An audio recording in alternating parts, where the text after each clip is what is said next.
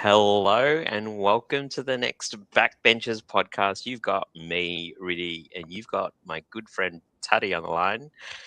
And we are here to talk about season 4, episode 6 on a wing and a prayer. Now, this episode's a little bit different. Spoiler alert, if you haven't watched the episode yet, go back. Perhaps watch that. I'm going to give you a spoiler now, but we do have the battle back in this episode. So, we do have a few people to interview in this one. So we might go in a bit of reverse order so we can try and fit all the interviews in. But before we get cracking into that, Paddy, any first thoughts on the episode for this one? Yeah, the battle back is always exciting, the pre-merge. Getting to see all the players who have been at the Grasslands of Gloom, some longer than others, have an opportunity to get back in the game.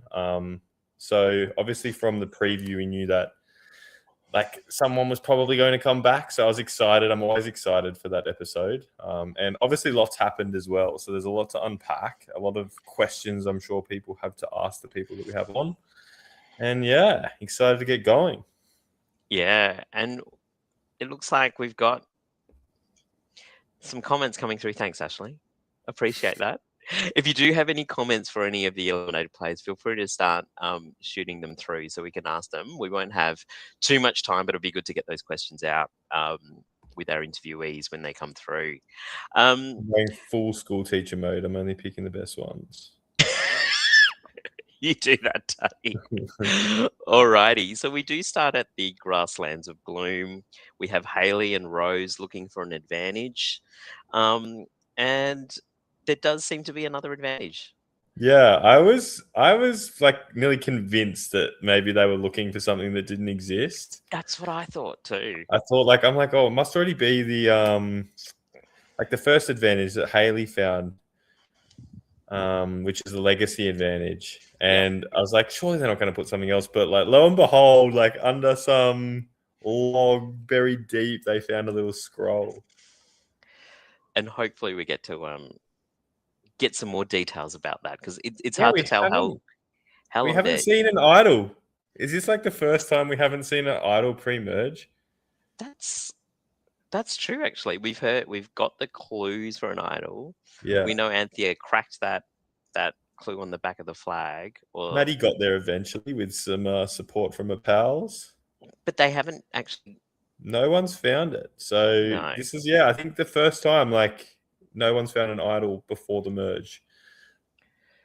And I think the big reveal for that clue was that the hidden immunity idol will be at the tribe, at the tribal council behind the set, essentially where Dan and Liv are giving the council, and there'll be a little bit of an idol there ready for the merged tribe.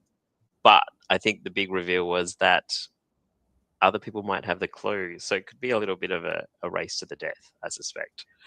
Yeah, well, I'm interested to see how it plays out because Anthea and Maddie's idol's going to be dead now. Is their clue going to turn into one of the other clues? It's interesting to see how it will play out.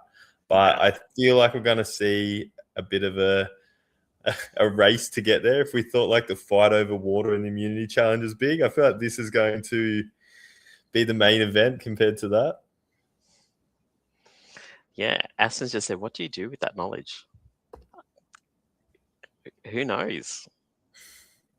Who knows? I don't know. I think the players. What knowledge are you talking about, Aston? We just talked about a lot right there.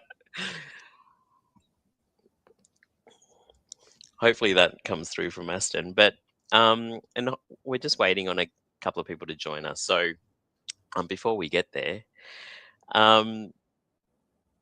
any other thoughts? Because it looks like, when Rose is speaking, she does say that she's kind of at peace with her game now, and she's like, or maybe Haley could do with the clue and possibly come back into the game with that idol. Yeah, well, it is interesting because there's also a legacy advantage and an idol clue, both at the Grasslands of Gloom. So I feel does that mean the person that's coming back, which is Aston, could potentially get two advantages? If there's bonds that have been made at the Grasslands, that's true. Is Haley going to be oh, here's the legacy advantage, and Rose is going to be oh, here's the idol advantage, and Aston's going to be sitting there pretty with 2 advantages heading into the merge. There's so much to unpack, really. This is what I'm like. I feel like this merge episode is going to be crazy. I know, and I can't wait to get to it. But until then, and you do talk about, Derek does say the footage needs to be released of us trying to search for that dang idol. Which one, Derek? Are you talking about the one that's at Gula, that's near the gate? The ace in the hole near the gate. I had to like pause it on the screen to like figure it out. But I'm like, why is no one searching near the gate? I mean, what does ace in the hole even mean? I wouldn't know what that means, really. I think someone else has the same clue. What do you do? Depends what position you're in. Like, if you're not feeling too confident, like I would go for it. But like, it's all dependent on your situation in the game, I think, of how badly you need it. I feel like if you do go for a public idol, it is putting a target on your back because everyone knows about it. But it's also giving you power and advantage over other people. So double-edged sword, I think. Just depends how you play it. If you play it smart. And it also means that if you have it, someone else doesn't have it too. Like it's also potentially a defensive play. You could take it out of play, essentially. Grab it, play it straight away. And just like sometimes not knowing where guarantee yourself another round. So we do only guarantee in the game. And so we've just been talking about finding a clue to the hidden immunity idol, and we have just been talking about Rose being, at peace with her game, and I think she might have has she joined us? Rose, I think she's just sorting out her camera, and then we can maybe say hello. So a bit of a spoiler alert: Rose will be our first interviewee, and we'll bring her on as soon as we're able to. But feel free to send through any questions. But before we get there, we do at Grasslands of Gloom, Adele and Aston do actually come back from their tribal councils as well, which is a bit of a shock to both of them. I think there's a bit of a, Adele explains what happened to her vote, but I think the big shock is Aston appearing. I don't think either of them saw that coming. Yeah, a big shock on their faces. And especially how it happened as well. Like, I think obviously not knowing what happened in the episode as well is probably a big shock, because you would think that maybe it would have been somebody else who maybe mutinied, not wanting to get too far into the episode. But I think they thought the writing was on the wall for somebody else. So definitely a shock for them. But we'll bring in Rose herself to let us know. So hello, Rose. Welcome to the Backbenchers, Rose. Oh. No, disconnected again. Technical difficulties. We'll see if we can go again. Hello, Rose. Can you hear us? Well, we might be having some issues. But yeah, I've got plenty of questions for Rose. So if anyone does as well, feel free to add them in. I'm hoping we can get her online very soon.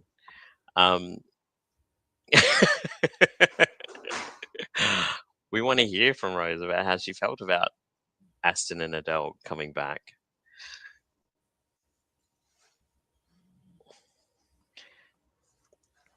Have you got anything else to add, Tuddy, from Grasslands of Gloom? From Grasslands of Gloom, not really. I think like the main things that I kind of took away were I thought they were just looking aimlessly for a non-existent clue, and I was shocked when they pulled one out. So that's pretty much it. Rose might be struggling a little bit, but we do have Hayley waiting as well. So maybe we can try and get to Hayley first, Riddy, if you want to do some little introductions. Absolutely. So we have, is this our first returnee that we're interviewing? Yeah. We're not good with our memories, but Hayley, welcome to the stage. We'll add you to the stage. Hello. Hello. How are we both today? Good. I'm glad it's not us screwing up the camera and it's Rose. I was like freaking out. I'm delighted to know it's not me. You've jumped in and saved the day. You're so welcome. I saw her struggling on the stream, and I was like, all right, I'll get prepared now just to be on the safe side. Perfect. You can have like a little bit extra time now. Oh, We don't have to love cut you that. off. We do have four. I fear we will need it. Yeah. With me here as well. We're probably done. Absolutely. Now, Haley, we've just been talking about Grasslands of Gloom. Obviously, you spent a bit of time there. A little bit. How do you? I mean, there's so much to unpack with your game. Firstly, it was great to see your game. That first vote for you was probably a bit of a shock. Yeah, absolutely. When you first, how did you feel that went down? And Well, obviously there was, yeah. To be frank, Just to wrap it up in one word. And one of the things that you thought you hoped Delhi voted with you, and obviously you have watched the episode and seen that wasn't the case. What are your first reactions to the actual vote? I mean, I assumed it was one of that group of four that I tried to put together. Would have loved it to be all of that group of four, but alas. Look, honestly, it's been kind of nice watching it back, because obviously, like, you come out of these things and you're like, oh, what the fuck went wrong? Pardon my French. But it's been nice sort of being able to see it back and be like, I actually don't think I could have really done anything different. Yeah. I think the personality bases on my tribe, like who was there, but there were people who sort of had me at the top of their hit list coming in. And I don't really feel like I misplayed anymore, which is really like nice. It just didn't work out, and sometimes you just get a bad luck of the draw. So yeah, like I didn't stuff it up, so I'm happy about that. They got me good though. I didn't see it coming until Maddie tried to play the fake thing at Tribal. As soon as that happened, I was like, something's not right. That doesn't feel good. And then Dan read out my vote first, and I'm like, I'm going home unanimously. Cool, great. That's so sick. At least it wasn't unanimous, but that very quickly became like, oh, I'm fucked. Yeah. And I was just gonna say, you did share a very personal story as well. And it was really, really thank you for doing that, because I think there's a lot of people that it resonated with. But you went into the battle back, that first challenge, you absolutely aced that battle back. And it didn't even look like you were in the running or in the lead, and somehow you were able to pull it off. And you falling to your knees was amazing. It's not, you can't really see it on the camera. After 1 minute, my left leg is shaking like a leaf the entire time. I know I have pretty good pain tolerance. I know I'm pretty resilient. I know I can do endurance. It was the balancing thing that I was a little bit distressed about. And then obviously the tuning everyone out. I am never going to forget. I fear you're not doing wonders for my anxiety disorder. Ben, I'm so sorry. That has genuinely kept me up at night. But no, I was very, very happy with myself for pulling that one out. You can obviously saw the collapsing to my knees like a Victorian woman. It meant a fair bit to me. So yeah, no, I was very glad I was able to pull that out, because that was something that bothered me about season 2, was that I was on the tribe that sucked ass at challenges. And that was a really personal point for me. So I got to come back and win something. So I can take that out of the season, if nothing else. I mean, it must be nice to have a bit of redemption, right? Like, as a returnee, there's probably things that happened in your first time playing around, and you're like, I'd like to fix that. So it's nice to have a bit of redemption. Are there any other things that you sort of were able to feel like you've ticked off? Like, obviously the challenge is a big one, and you probably didn't have enough time in terms of playing in the game. Yeah, there's not a whole lot else. I got to be entertaining on TV again, but I also feel like I ticked that off in season 2, not to be vain. So like that was already off the bucket list. Sorry, I will just quickly address Ashley's comment. I am 100% flipping to blue. It's not even a consideration. Genuinely, as soon as I went, red was dead to me. And then like Ben and Rose, who are both people I wanted to work with a lot. Ben and I have been friends for years, so I was like, oh no, this is personal. Like I was flipping to Will, Derek, and Anthea without a fucking question. Yeah. And Mushy, oh my god, mother. I actually wore the Gula tribe in honor of your Fred comment. So. Absolutely. It was pretty clear. I changed into a blue shirt for that challenge. Did. I think my opinions were pretty loud and clear.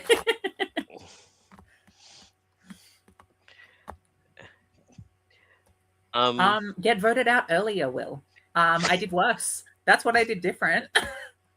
No. Did you feel more like relaxed coming back as a returnee, or like you had more to prove? Oh, like I feel like God, no, after absolutely your first not. run, you did such a great job and kind of like left it all out there. So I'm curious to see as a returnee how you felt coming back. Honestly, I was like shitting breath. I almost didn't accept coming back because I thought I was going to. It didn't feel quite like the right time. And I also was like, I'd gathered from the name of the season that it was going to be like a pre-merge, post-merge thing. And I was like, I feel like I am one of the bigger names from that category. I feel like there are people who would very happily take that scalp and run with it. Lo and behold, I feel like that happened. So yeah, it was very like I showed up on the day and I was like, I'll see how I go. I didn't have a whole lot of faith, but obviously like you come into the interview and you're like, I'm winning. It's not even the question.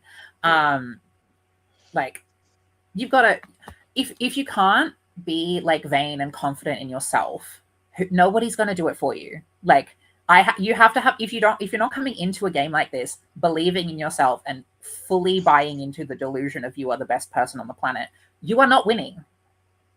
This is a selfish game. You have to be vain. You have to look out for number one. So that's the energy I tried to come in with. In terms of the game I played, I don't really feel like I didn't really feel like I got much of an opportunity to do anything super differently. Not get injured. That was nice. Yeah. That's the thing. Your first time coming in, you don't already have that name and that target on your back from playing so well your first time. So it's kind of like that anonymity of coming in and kind of building up your resume without that target on your back. I feel like the returnees, and I said this in like the cast assessment at the start, we're always kind of going to be on the back foot. And coming out of that first Battle Back challenge, I think you took a lot of confidence out of that because when you go into the second one, you're so like, well, I can take out the next 4. I'm coming back. I mean, yeah. It's also like you're on TV. Make the fucking most of it. Like I am someone with a pretty loud personality at the best of times. I feel like that's pretty plain to see. But like this is at the end of the day like a filmed TV product for fun. Like sure, there's like it's Survivor, people want to win. There's like a $200 cash prize. Respectfully, that's not what I care about. Like this is an opportunity for me to be on TV. You have to like that is how you're going to get on these things for anyone out there who wants to be on an LRG. Like you have to like put your best foot forward all the time, but you're also wanting to be like entertaining. This is a TV product. Like this is a YouTube series. Like put yourself out there for the fun of it. Gameplay's overrated. I mean, Eden, I think as well sorry, like just as well as like putting... Sorry. I just wanted to quickly address Eden's comment while it's on here. Oh yeah, go for it. That's a good question. I would have liked redemption. I think I would have liked to see. I would have liked to have like knocked more people out. To be honest, like let me keep going at him. Derek, too soon, my friend. It's fucked up, Derek. Fucked up. What would you take away from coming again and playing again in your returning season? And particularly watching back, I guess you probably have seen other things that have, rounded out other elements of the game that you might not have had visibility of. Yeah, it's hard to say, honestly. Again, like I wasn't really there for most of the game side of it. I mean, my story is pretty obvious in that like it was validating and that like I have been through a lot. I can put that behind me and be like fun, and I can like the resilience thing was really important to me. Winning that challenge was like that's the best thing I've done in Canberra to me. That meant more than anything else. So that's kind of the main thing that like I've still got it. I'm still like a fun personality to watch. Is that vain to say? Like it's nice to be able to like watch myself and be like, oh yeah, actually that was fun. So I don't know. That's kind of the most of it. Like that I've still got it. That I'm still cunty. Sorry, can I say that? Tyler's just asked a question. How does it feel to be missing MasterChef to be on Backbenchers tonight? It's so upsetting. Oh, I would love if we can make MasterChef Canberra happen. I will be there. I'm such a fan. It's such an honor to be here with the Tutty. So true, Tutty. There's actually an option here to block Tyler, so I think I'm just going to go ahead and do that. Block user. Incredible. Hayder, is there anything else you wanted to sort of mention from your time on this season that we might not have seen, or and how long were you out at? God, was it hours and hours and hours upon hours, or it felt like that? I believe I was out there for around 12 hours. It was a really long time. Like I think day one, I think that final challenge ended at about 11:15. It was late. And the first challenge, they forgot to let me go to the toilet. So like from before the first challenge until like basically I'm with Delhi and Aston. I'm just out there like kicking around these bloody pine nettles looking for a needle in a haystack. That advantage, don't put me on a season with advantages. It's not going to happen. It's not my strength. I can't find them. That was miserable. How big was the grasslands of gloom?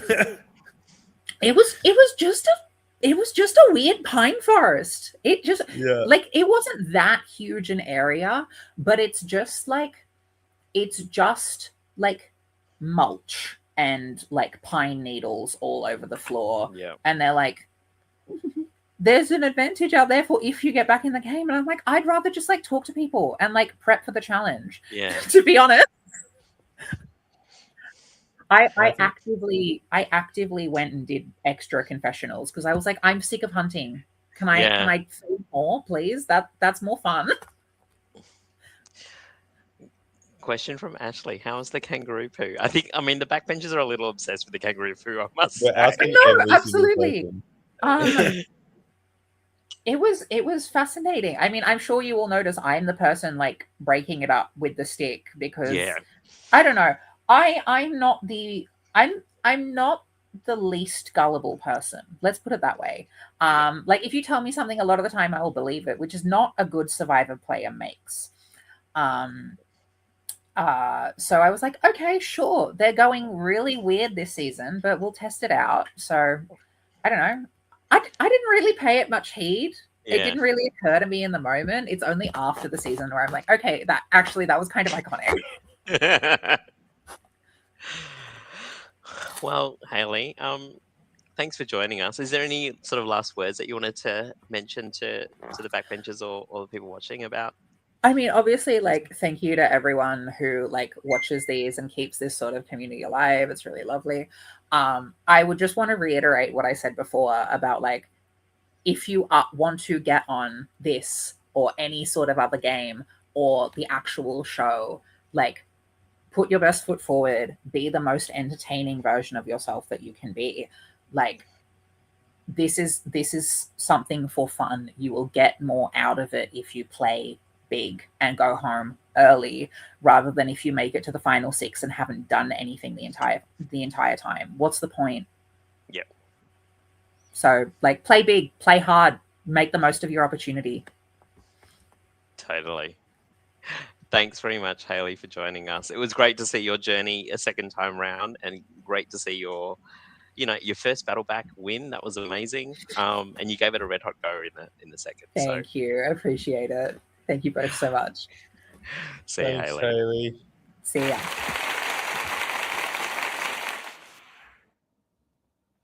Alrighty. Thanks, I just Hayley. have also got confirmation that Mark's in Bali at the moment. So we might have to do his interview at a later stage. And we'll probably add that up to Facebook or something, or add into one later. But we do have Rose waiting in the wings as well too, with hopefully a solid internet connection. So we might try again and bring in Rose. Join us on the stage, Rose. Hello. Hey. Welcome to the Backbenchers. Thank you. And it was great seeing your game.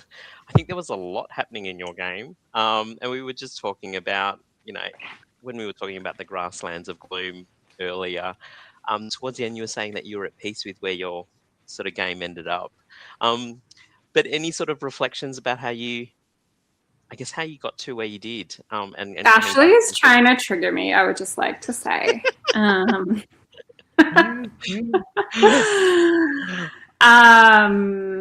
I mean, ultimately, that's what we're here to discuss, Rose. I have told Dan, like, I'm never playing again unless he can guarantee me a game without try any swaps.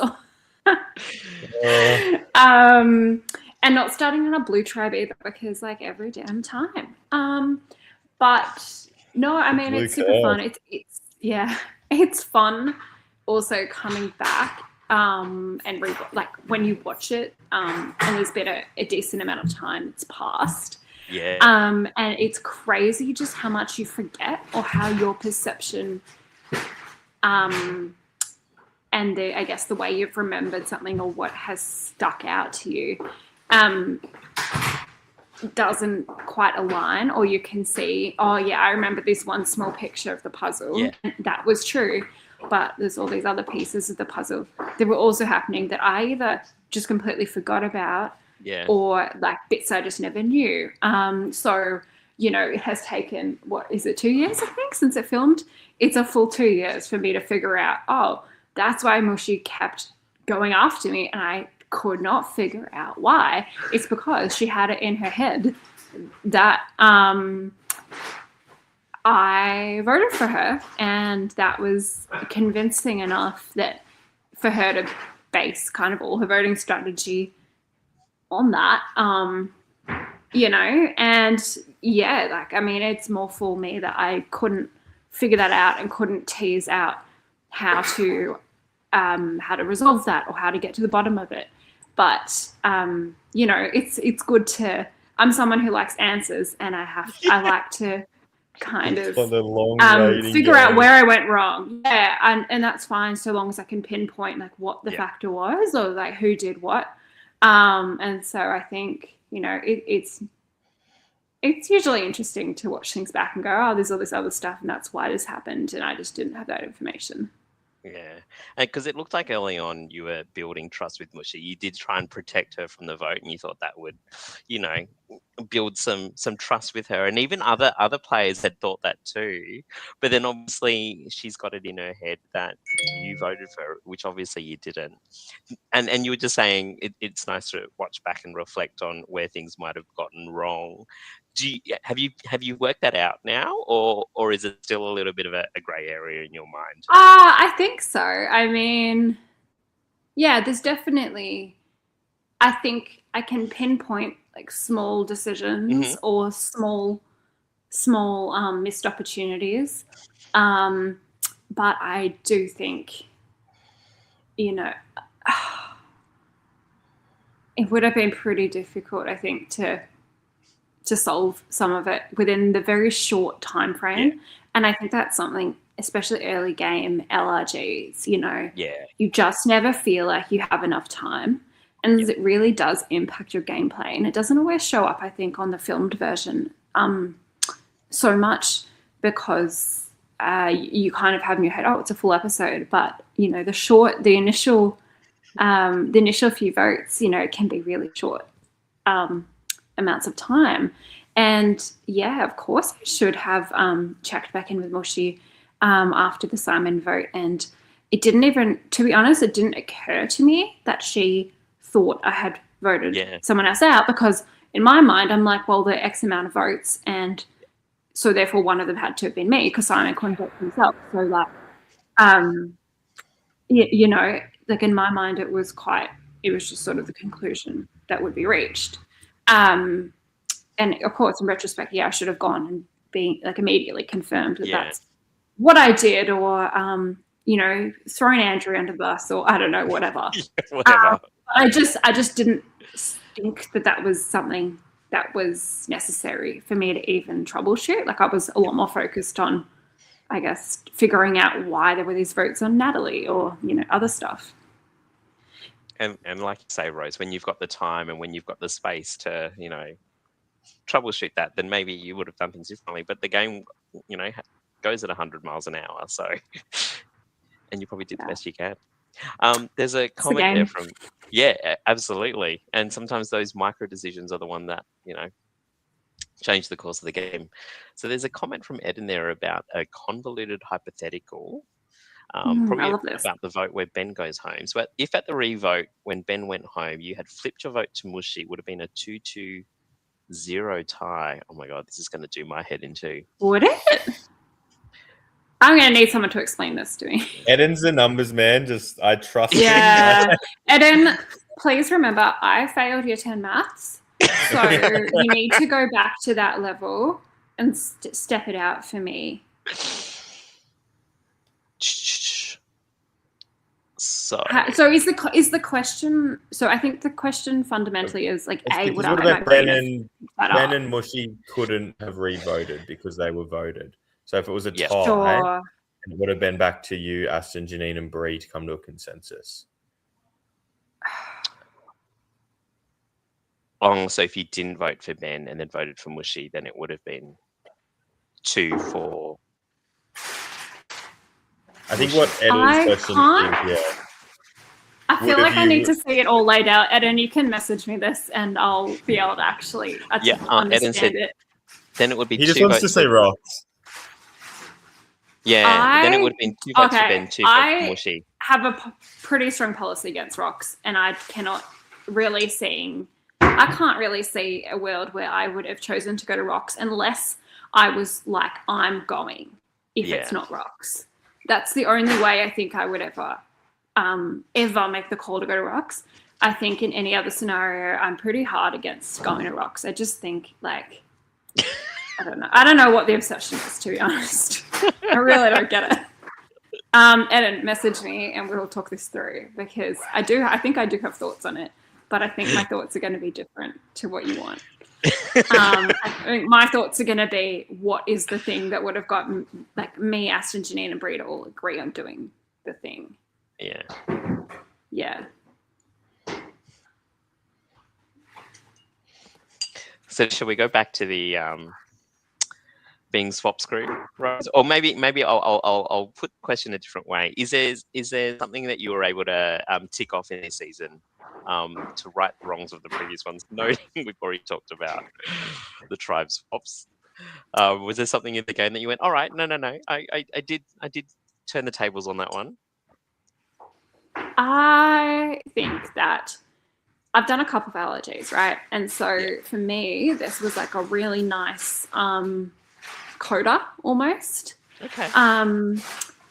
In the first few I did, the next, like the second game, the storyline of the second game was very determined by, you know, who I wanted revenge on from the first time, or what like the point I wanted to make it further past, or like it was all kind of measuring against some arbitrary thing from previous times. And I think you got to get a point beyond that, and then you kind of just come in with very little expectation, and the goal is really just to honestly like have fun and do some stuff. So I kind of came in wanting to almost play more of a Ben game. Cool. Derek, I don't know what world you're just living a little in, bit more but subtle. that will never happen. I kind of came in wanting to be a bit more of like a wild card who would just do completely random, chaotic things. But, you know, your natural instincts kick in, I think. And I don't think it's super obvious necessarily watching it back, but my strategy initially was A, to not be a targeted returnee, but B, I spent a lot of time, don't throw someone's name out myself, but I spent a lot of time having conversations, talking around things or asking the questions to get people to say a name that I wanted. And then I could plausibly deny it being me. So that was kind of how I was approaching a lot of it, was that. That's why I love Ben's play of I've got an idol, I've got the numbers, and I was a bit like, I don't know if I believe you, but it's a great play, so I'm gonna do it. Like, that's why I'm here. Wish it worked. There's also a comment from Aston. Who was your number one in your eyes in Original Blue? I've been talking about this because I'm a little bit heartbroken, guys, because I've realized everyone else had a number one who wasn't me, and I was only people's number 2, 3, 4. I didn't really have a absolute go-to number one, and I was definitely not anyone else's number one. So it's a bummer. No, it's fine. But I think my top were Will, Derek. I wanted it to be Mushy, but that obviously fell apart. And then I would say Ben started coming in there as well. Again, just because he was so fun to play with, even though I knew he was dangerous. Do you think with like newbies as well, that first challenge, like after the marooning, where you were split into groups of like 4, 3, or 2, had like a big impact on that? I actually think, I think it's funny how in Survivor the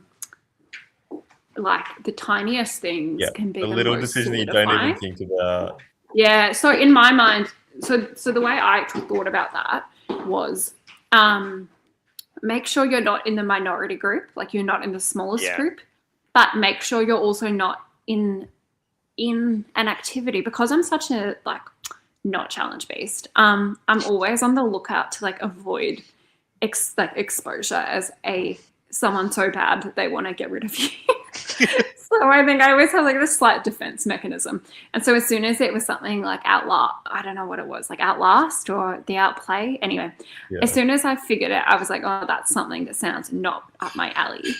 I was trying to figure out how I could kind of not be responsible for a failure and be targeted, but at the same time not be part of the smallest group, because I knew that the odds are not good. So that was kind of my rationale for doing the middle option.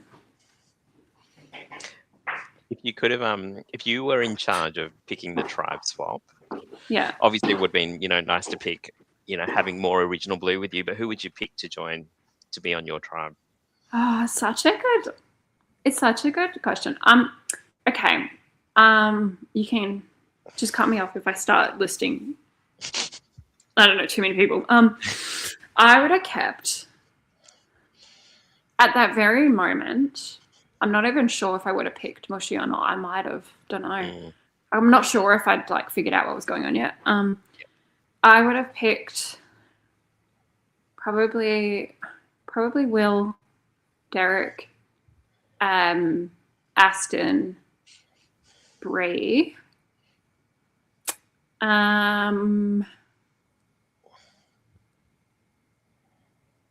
maybe Anthea as another, like, you know, another returnee to keep the heat off. Yeah, that's who's jumping out. I would have been completely happy to take Nat as well, because she was pretty easygoing to be around. I would have loved to take Ben, but I'm not sure I would have thought it was the smartest thing to do, given he'd just done the Nat vote. Yeah. So if like the swap, you just were put on the other tribe, how do you think you would have went? Oh, like if I was blue and say, like, I don't know, Anthea or Will's the exact same tribe. It's just you were like. Oh, so much better. So much better. I mean, like, who's to say? But I think there's a decent chance I made it to merge, right? At least I wouldn't have felt in danger. Maybe I would have tried to do something fun.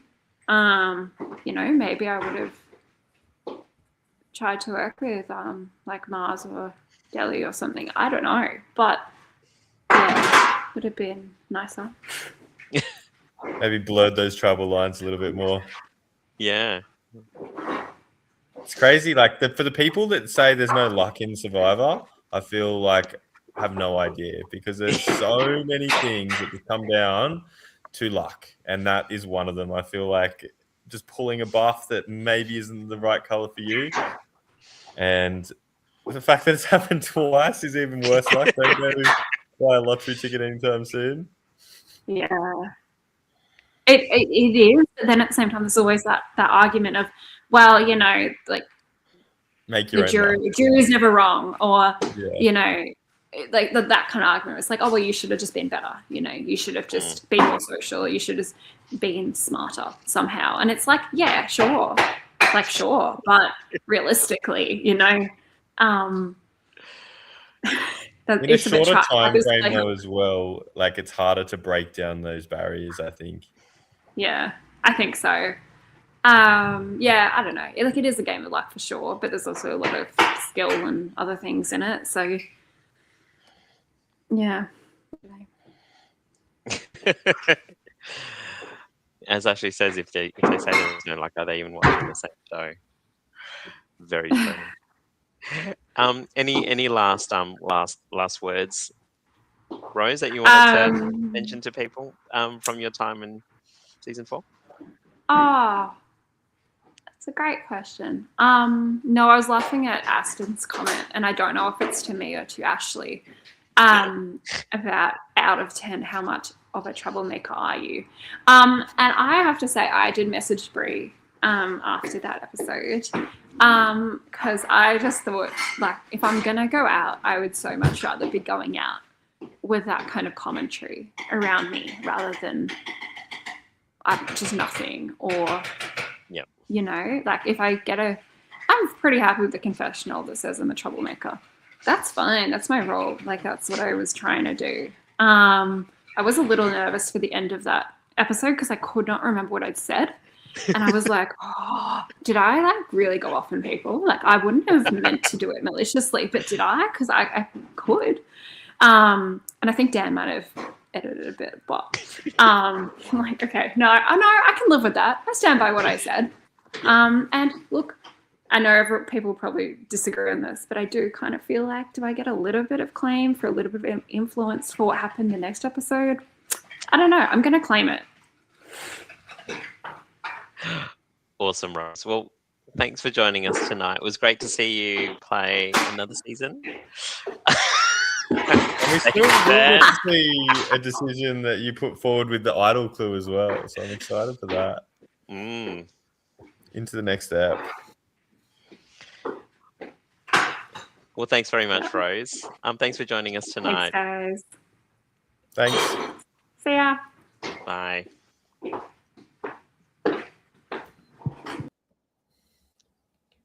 Alrighty. So 2 interviewees down. We might only have one more for tonight. So let's go back to the episode a little bit, Taddy. So we've sort of briefly spoken about the grasslands of gloom, and then we go to post-tribal at Gula, where we learn from Nat how she finds Delhi to be a bit of a threat, and it was probably a good vote to vote her out. But for Mars, he goes, it's the worst possible outcome for him because Delhi was his number one on this tribe. Yeah. Any reflections before we perhaps go to our next interview? Yeah, I do like how open Mars is with his gameplay and willing to like blur those tribal lines. But I think he can also just see how tight that Gula crew is, or the original Gula crew. So I feel like he can see the writing's kind of on the wall, but he's just trying to like kind of chip away at it to see if there's any cracks. So yeah, I am feeling a little bit for him in this, but obviously we see a situation pop up later in the game where he gets to make a decision that ultimately changes the outcome of the game, I think, as well. Yeah. So yeah, I'm liking that there's these twists. Jordan might not like them, but as a viewer, absolutely loving that there's all these opportunities for the players to kind of change it up and mix it up as well. Yeah. So since we've been talking about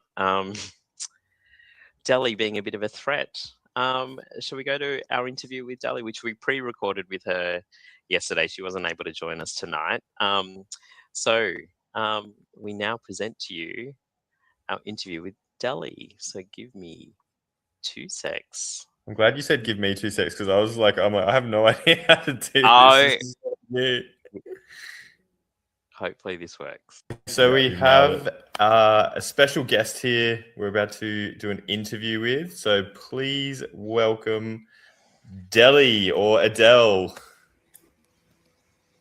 Hello. Hey, Delhi. Hello.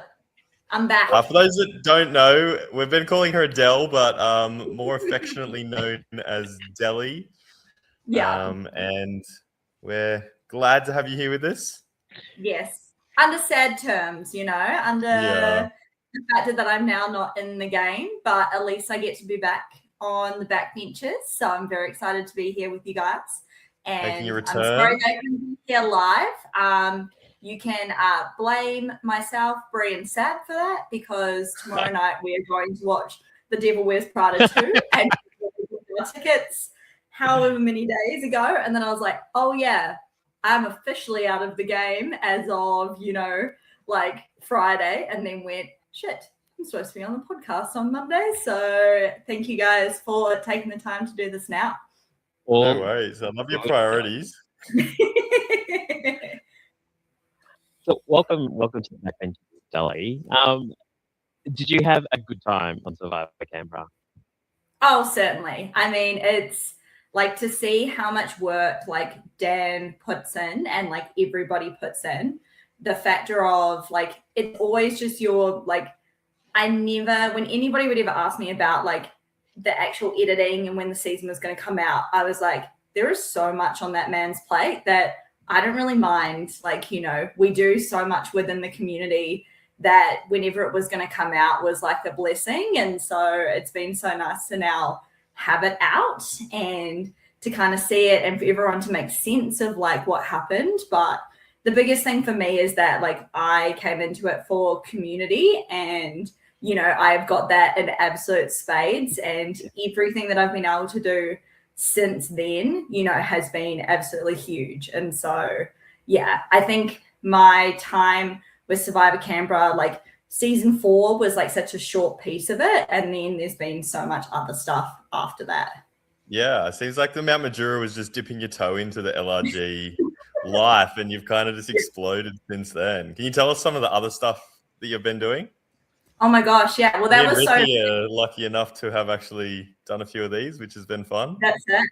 Exactly. So it was so funny. Like after I finished up season 4, I was like, Dan, you don't have a choice to be my friend. Like this is what I'm going to do. And as an original thanks, I did the Traders LRG Canberra. And then Riddy and I ran the Amazing Race and I've done an Amazing Race mini. And then I've also competed in Malviva, the Amazing Race that Dan put together.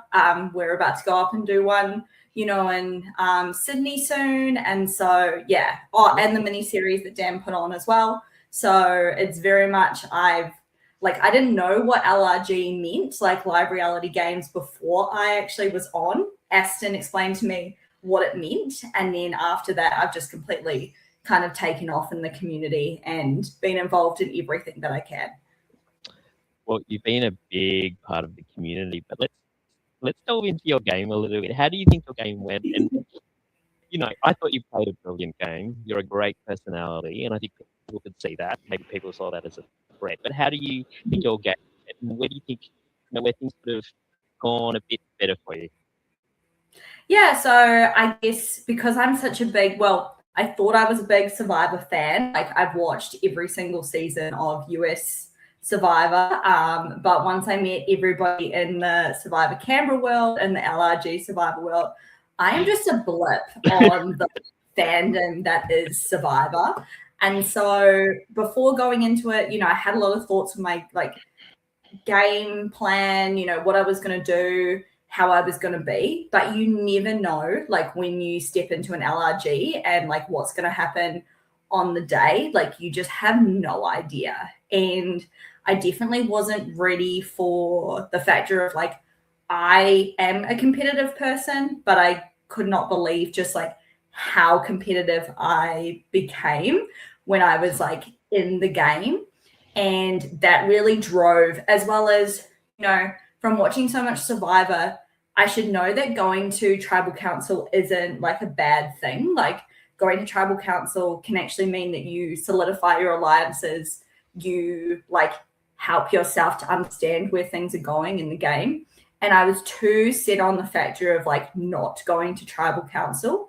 And in the end, for my game, I only went to tribal council when there was a double tribal.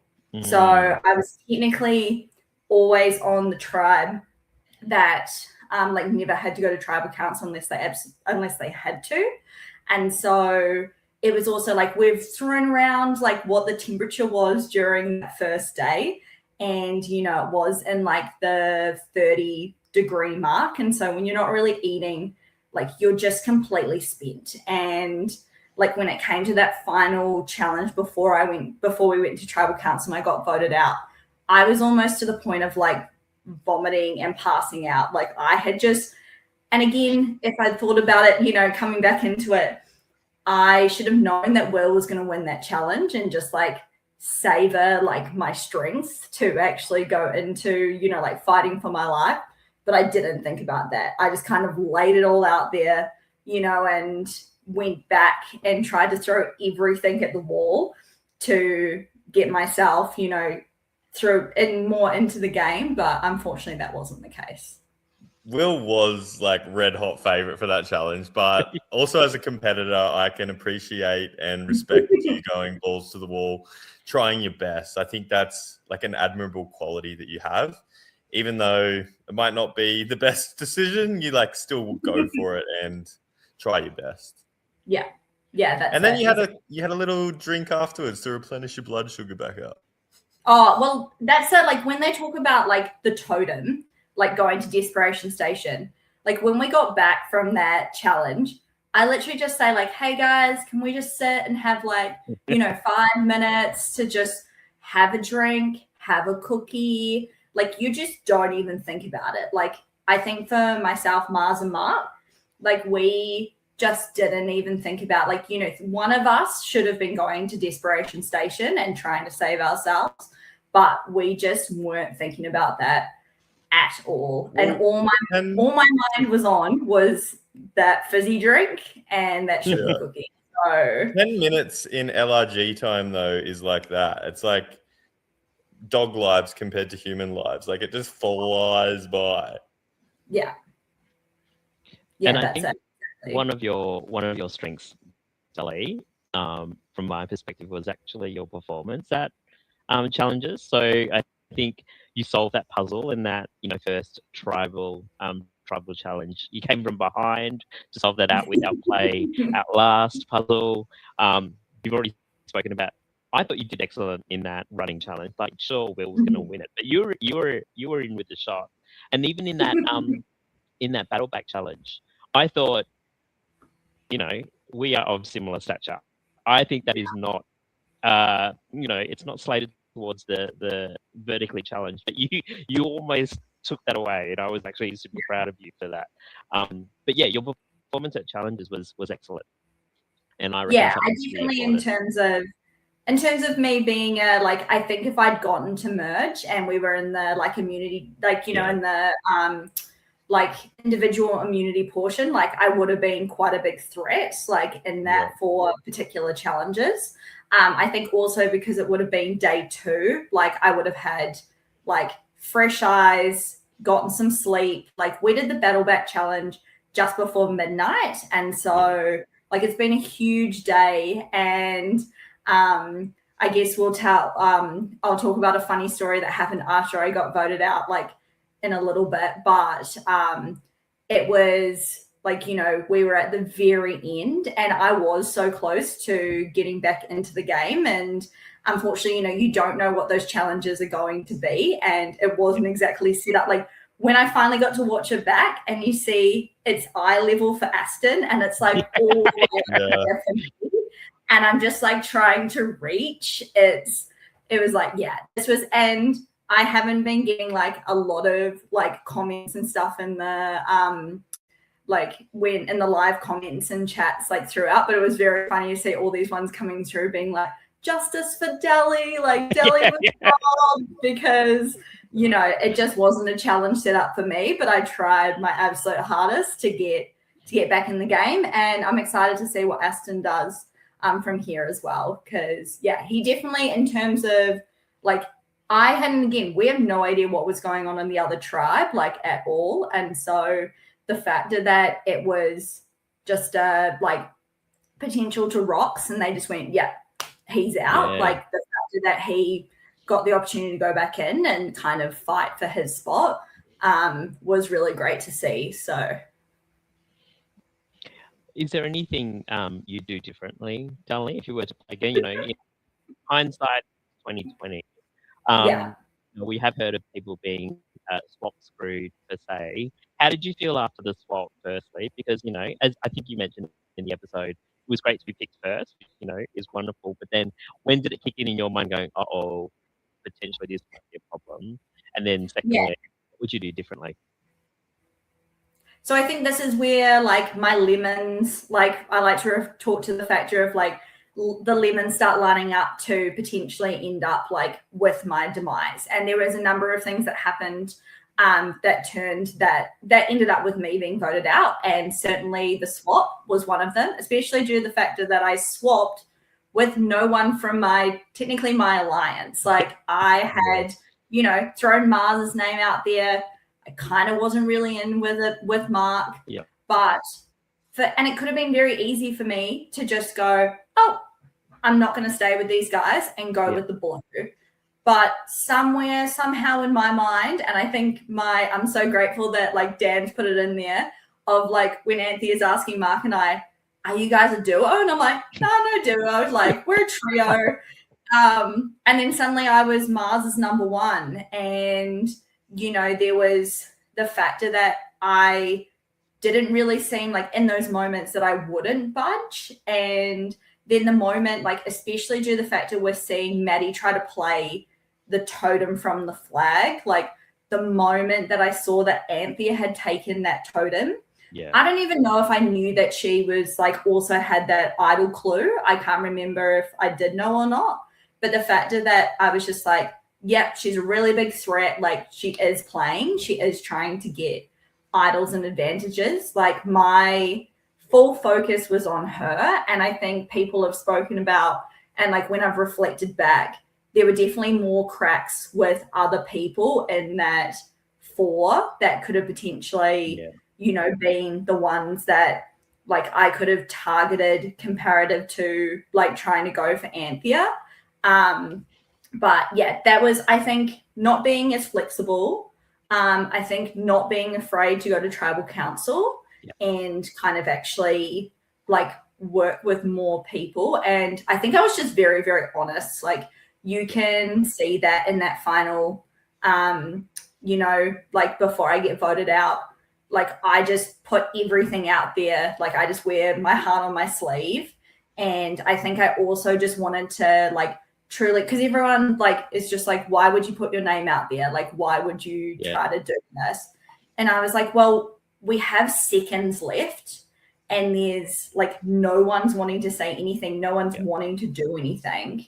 And I truly like, I watch it back and I try to remember if I did know if Anthea had a vote or not. And, you know, I'm definitely part of that driving force of like not believing that she had a vote. And I think just because of the factor of like shot in the dark, thinking that there must have been more to the factor of someone going to Desperation Station. And I just laugh at the fact that I didn't know that Mushy had gone for it. So the juxtaposition between the Buru tribe and the Gullah tribe going, I just think that is great editing and that is great like episode transition of like, they're calm, they're like, cool, Mushy's gone. We're like, what the hell? Anthea's gone. Like, oh no, what are we gonna do? And so, but I like the nice part is I kind of knew that I was like, my name was up there, that I was potentially going to be voted out. And it is much nicer to go out knowing that your name is up there than being in a blind side. So like I was pretty ready in that moment. And it was okay. Like it was fine. And I must admit, I loved the pandemonium of the confusion and desperation station. Yeah, it was a great episode to watch. Like, I feel like we could sit here for an hour and unpack all this with you. I wish we did have more time, but we did. Like, we have another 3 interviews to do as well. So we might have to start wrapping up. Is there any like last things you want to share with us, or a story or anything before we say goodbye? Yeah, I guess one of the really funny parts that happened so when I got voted out, you go away to do your like exit interview. And as I was finishing up my exit interview, the other tribe were coming in to tribal council. And so they didn't want me to be seen by the other tribe. So production are like, oh, go hide in the bushes. We'll come and get you like when, you know, like the tribal council's over. And no one came back for me. I ended up hiding in the bushes for an hour, which again, I work in the outdoors. It's completely fine. Like I didn't have a problem, but in the end, I actually had to sneak out and go and find HQ. And everyone was so confused. I was just like, Adele, why are you here? And I'm like, no, I'm back. And so in the end, they took me to the grasslands of Gloom. But it was just because, like, again, the pandemonium that happened with Guru and the revote and everything else, that tribal went for a really long time. And so finally it was just like, oh, where's Delhi gone? And so it was just so funny. And that was very much one of the like funny moments, and the surprise look on the people's faces when I got to HQ and they're like, you're not supposed to be here. And I was like, can you just take me to wherever I'm supposed to be? So just had a little nap in the bushes. Oh, that's it. Exactly. Yeah, that's pretty much like what happened. And then like from the very time that I like signed up to do this, and from the moment that I like, you know, like stepped onto that mat and started playing this game, like I have been absolutely like in love with the factor of like this community, what we get to do, the factor that it's like unbelievable pure joy, and the people that I've like met along the way, like that is very much like why I did this and like what I was looking for. And like, you know, I'm just excited to see what we continue to be able to do. And, you know, it's because of community for why we do all of this, and we thank Dan every day for putting it together for us. It's just the gift that keeps on giving. Daniel Moore, the Survivor Santa. Exactly. So yeah, thank you guys. No worries. Thanks for joining us, Deli. It was great to have a chat. Thanks so much, Alec. We'll see you around the community, no doubt. But it was great seeing your game this season. Of course. And we'll catch you soon. Bye.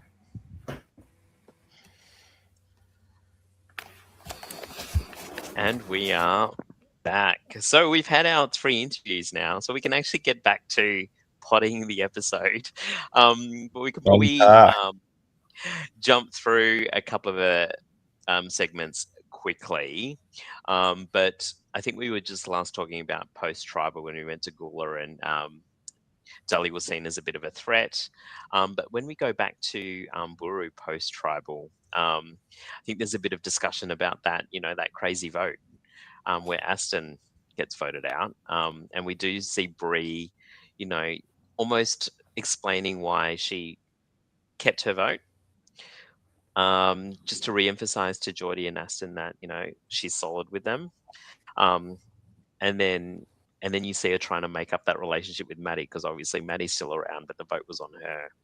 And we also see Janine, she went with that Aston vote because that was the only backup plan that she was aware of when they were talking to Mushy in the first place. So there's a bit of explanation around those votes there, because obviously that was pandemonium at that tribal. Any other thoughts, Tuddy, before we move on? No, I just can't believe how it ended up a tie with no chats. No chat. Just going straight back to the vote, it is brutal to just be like, right, Mushy has immunity, let's go vote. Good luck. It's just chaos bomb. And as a viewer, great. I'm sure as a player, they were absolutely all not so much. themselves. But you could also see that, especially because chaos, that's when stuff happens. You could get voted out if you weren't even originally an option, and that's kind of what we see happen. So yeah, really can change one person's game, but also completely change somebody else's. So it's a lifeline for Mushy, but kind of a death sentence for Aston, I think. I mean, and you talk about it being great for the viewers, Tuddy, but when Will goes back to explain it to the Gula tribe, you can see them all going, "Oh my god, that would have been amazing!" And particularly Nat's reaction was one that I quite enjoyed, because she was like, "Oh, that would have been amazing." Yeah. I loved Will just walking up and putting it on Mushy's neck as well. We are going back to a previous episode, but I didn't get to talk about this one before. That's true. But obviously, the fallout, I think, they didn't really have another option. They were kind of strong-armed into voting out for Aston. I feel like going to Rocks as 3 people isn't really a viable option. Kind of shooting yourself in the foot there. So I feel like they didn't really have a choice. No. The odds definitely weren't in their favour, and that's probably too big a risk to take. So we move on to the tribal immunity challenge. So we get our next twist of the game, because there's not enough twisters, and obviously Jordan's hungry at this point because he's asking for a twister from KFC instead. But Dan and Liv give you the option of a mutiny. So they give you the option that count to 10. If you're not happy with Hook where you are in the Island's tribe, flashback. you have the option to step forward and switch tribes, but only one per tribe. And did you have when this was announced, did you have a thinking, all right, I know who's going to step forward from both tribes? And I thought more people would have stepped forward.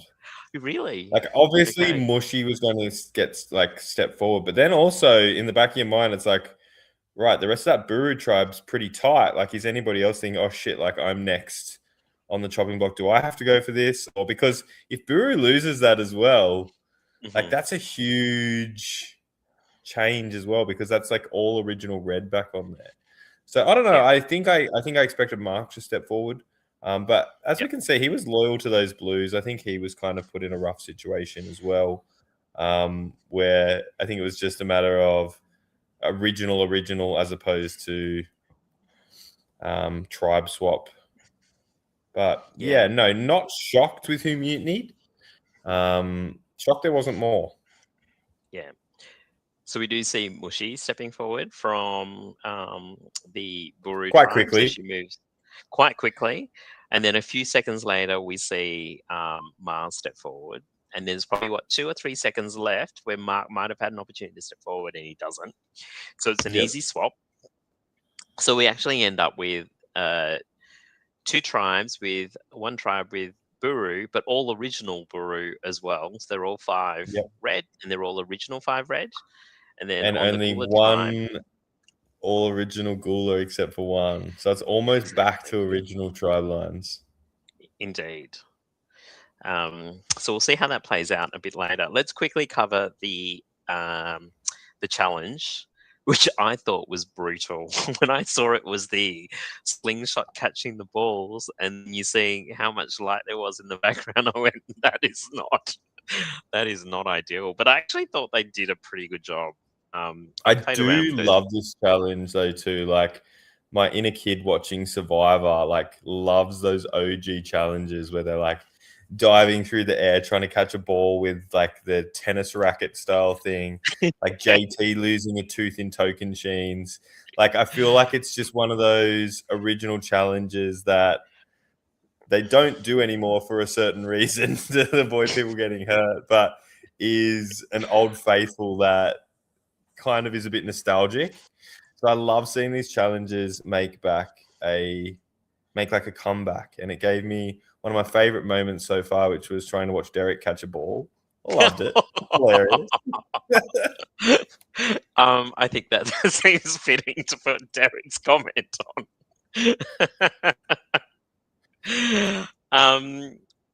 I thought it was a very tough challenge. I've played around with those slingshots before. It's very hard to get the right angle, tension, pullback. I don't know.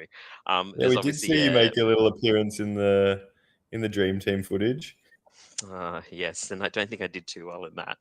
But, but you know, we did have a couple of quite successful catches. I think only 2 people caught catches. Only 2 successful catches. Well, sorry, it was just, I'll stop. It was just Will and it was just Jordan. I think Jordan definitely had the height advantage over some people as well. I feel like for one, he just stood there and towered above everybody else. It was getting pretty physical there towards the end too. Like I do appreciate like everybody going in. Here we go. Derek's back at me. First of all, Will's uncatchable. I was trying to tussle. Love the dedication. Derek, you almost.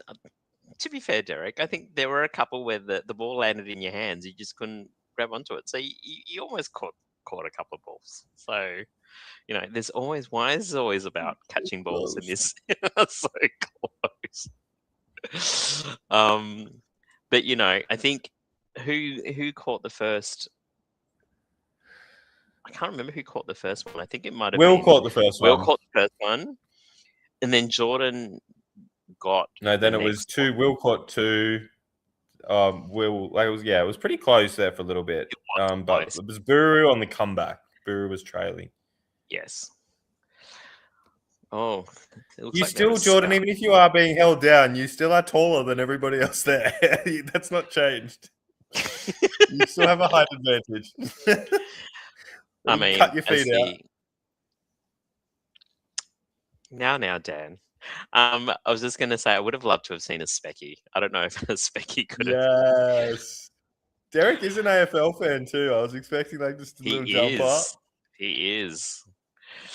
But Melbourne, the Melbourne Alliance, Melbourne boys. It came down to the wire. I think Gula almost had it until Jordan gets the last 2 to win it for Buru, and he's actually very, very excited about that. So the original red are safe from Tribal Council, and it does come down to Gula winning that challenge. Oh, there was an out of bounds. Jordan with a T. There we go. We didn't see that in the filming, but just like the Raiders, Jordan, sometimes you need to win it more than once to get the goal. Anyway, moving along. So then it does come down to Gula having to do some strat chat, and it's pretty obvious early on that the tribe has narrowed it down to 2 obvious candidates. So it comes down to, thanks, Geordie, It comes down to Mushy.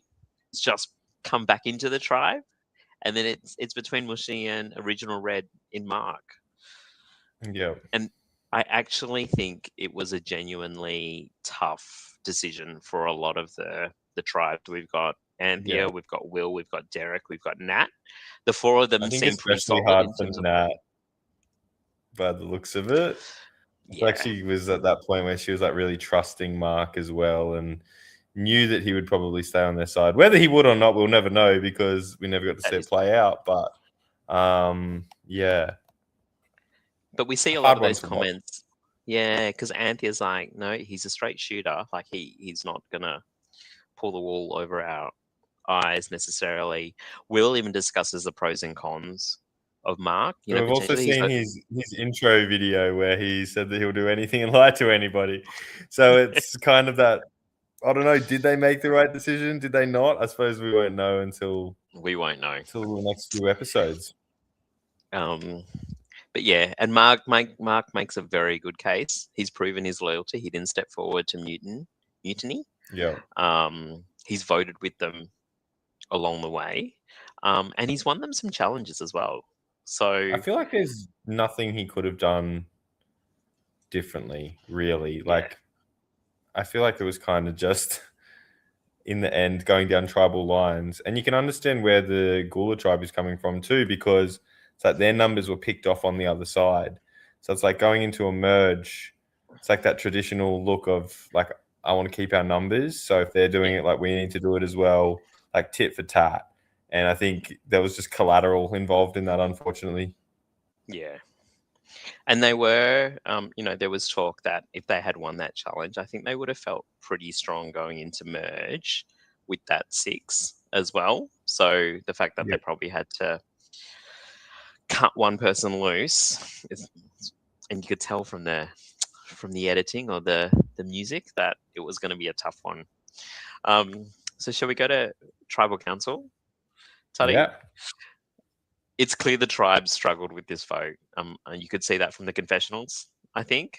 They all, well, from what we could see, they all sort of made a comment going, this is a really tough vote. I think, particularly from Nat, I think. So, and I think Derek's was a little more nonchalant.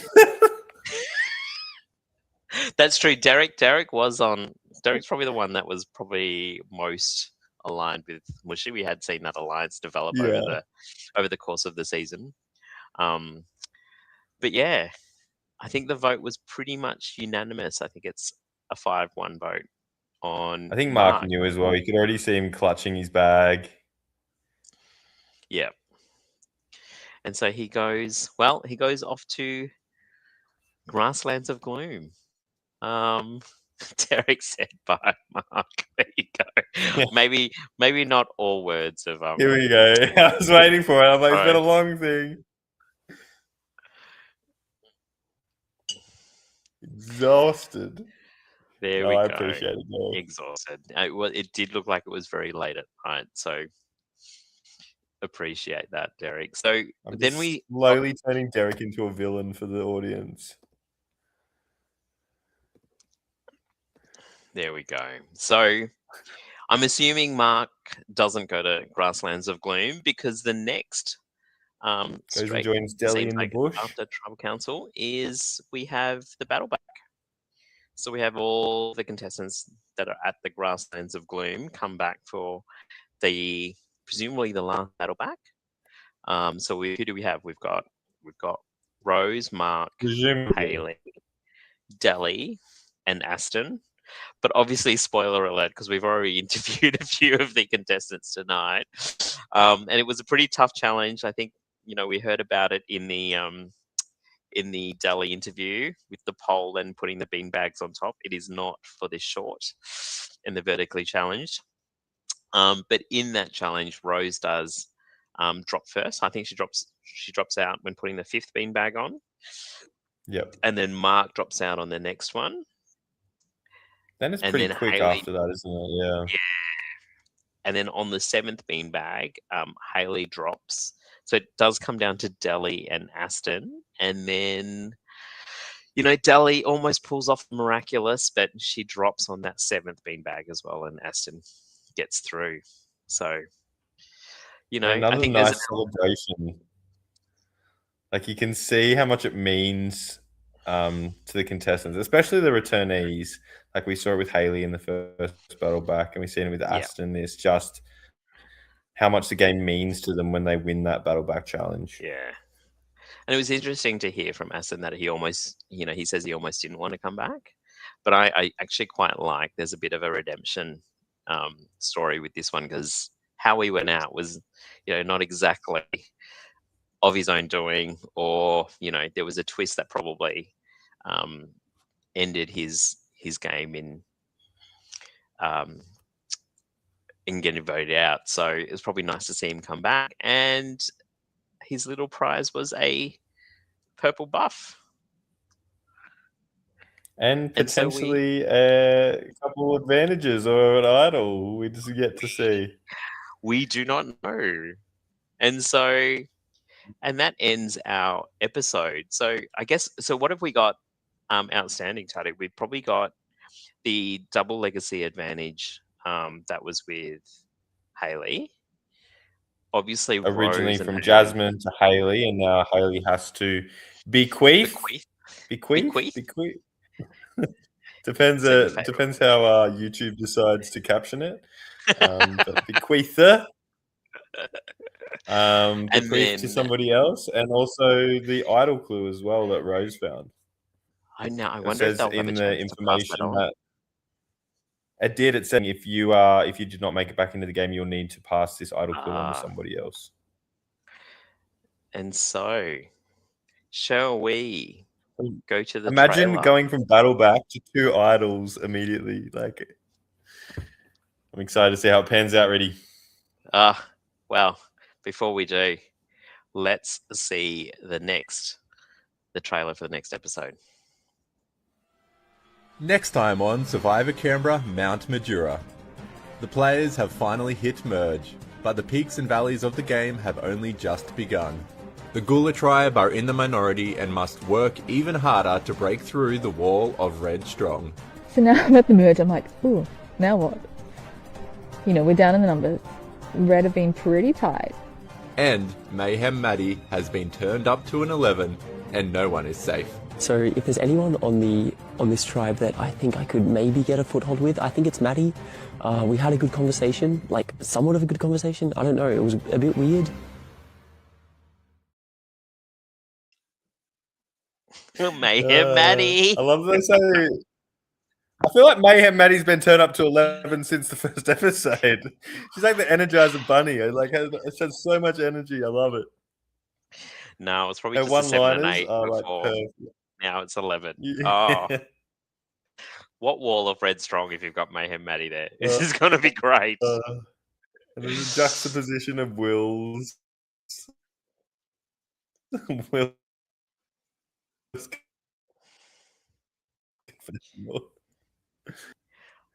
I think you were cutting out there, Tuddy, so I missed what you just said. Yeah, sorry. All good. So, all shall be revealed in the next episode. Tune in from this Friday at 8 p.m. for episode 7. We've got our first merge. We'll see where those advantages end up, and we'll see if Gula can break through that wall of red, or will Mayhem Maddie do her thing. Don't forget to tune in. From Tuddy and I, that is the Backbenchers for tonight. We will be back next Monday. I'm not sure who's on next Monday, but we will be commenting on episode 7 then. Any last words, Tuddy, before we go? Am I working? I'm like, I think I just keep dropping out. I'm excited to see Merge. Merge is always my favorite episode. It's what we all. Am I working? Yeah. All right, team. Thanks very much, everyone. Enjoy Friday night's Merge episode, and we will see you same time, same place, same back channel next Monday. Thanks very much, everyone. Have a good night. Thanks. See yous. Next time on Survivor Canberra, Mount Majura. The players have finally hit merge, but the peaks and valleys of the game have only just begun. The Gula tribe are in the minority and must work even harder to break through the wall of red strong. So now I'm at the merge, I'm like, ooh, now what? You know, we're down in the numbers. Red have been pretty tight. And Mayhem Maddie has been turned up to an 11 and no one is safe. So if there's anyone on this tribe that I think I could maybe get a foothold with, I think it's Maddie. We had a good conversation, like somewhat of a good conversation. I don't know, it was a bit weird.